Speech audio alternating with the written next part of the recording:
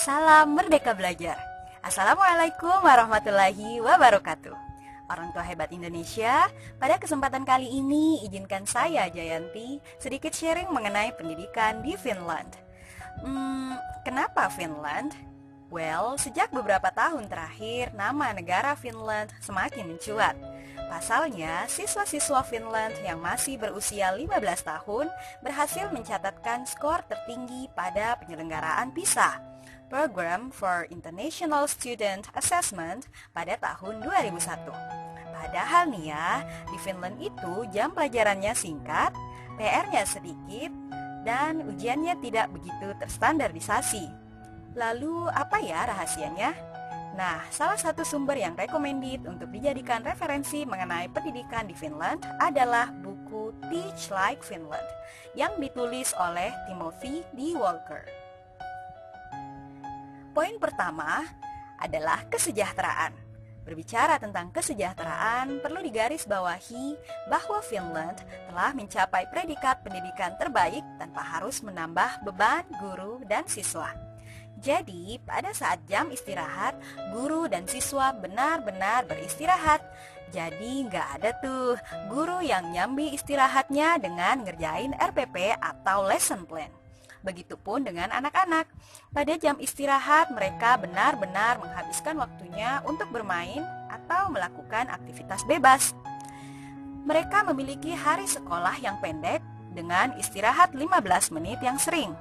Jadi, ketika guru melihat ada anak yang sudah mulai menyeret-nyeret kaki pertanda lelah, maka akan langsung diberlakukan istirahat 15 menit. Beban mengajar guru hanya 24 jam per pekan, dan itu sudah include istirahat 15 menit yang sering.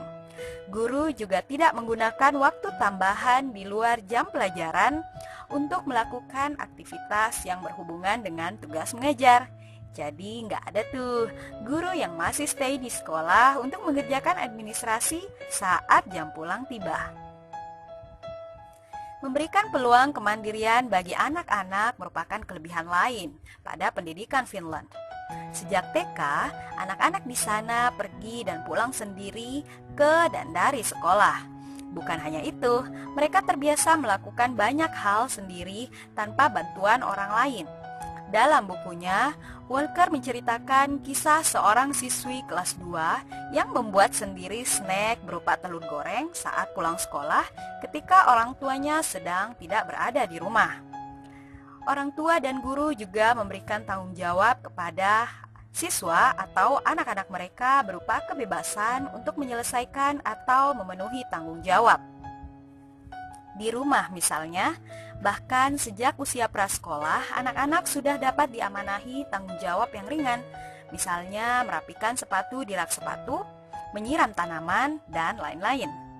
Dalam memberikan kebebasan ini, tugas orang tua maupun guru hanya sebagai pemantau, bukan sebagai pemandu. Orang tua dan guru pun perlu mendengarkan pendapat anak-anak sebagai pertimbangan dalam mengambil keputusan. Hal ini penting dilakukan. Misalnya, meminta usulan mereka terkait peraturan yang akan diterapkan, atau orang tua juga dapat meminta pendapat mereka tentang rencana liburan. Poin terakhir mengenai kelebihan pada pendidikan Finland yakni pola pikir. Jika dibandingkan dengan guru-guru Amerika yang umumnya membandingkan diri mereka dengan pencapaian orang lain, guru di Finland menghargai kebahagiaan daripada pencapaian. Mereka menikmati menjadi guru dan merasa bahagia dengan menjadi kompeten di bidangnya. Para guru menjadikan kolaborasi sebagai kebiasaan, bukan untuk menyelesaikan tuntutan atau tugas. Para guru juga biasanya mengundang rekan kerja ke kelas sebagai ahli. Misalnya, mengajak guru yang ahli sains untuk memimpin kegiatan eksperimen sains, atau mengajak guru yang pintar menulis dalam melatih siswa pada kegiatan menulis. Yang terakhir, itu tadi review mengenai pendidikan di Finland yang diadopsi dari buku Teach Like Finland. Sekian dari saya, terima kasih sudah menonton video ini, semoga bermanfaat.